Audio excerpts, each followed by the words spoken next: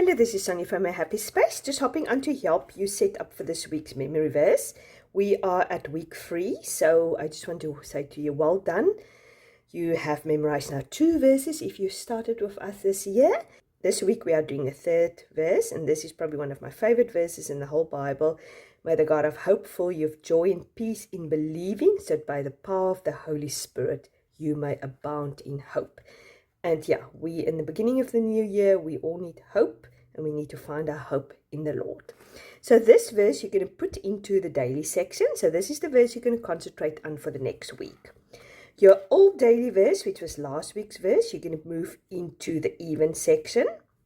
And your old even verse, which was our first week's verse, you're going to move into the odd section. So for the newbies, concentrate on your new verse, and then go and revise your other 2 verses every second day. For those who's been with us for a while, you take your old odd verse and you move it into the weekly section.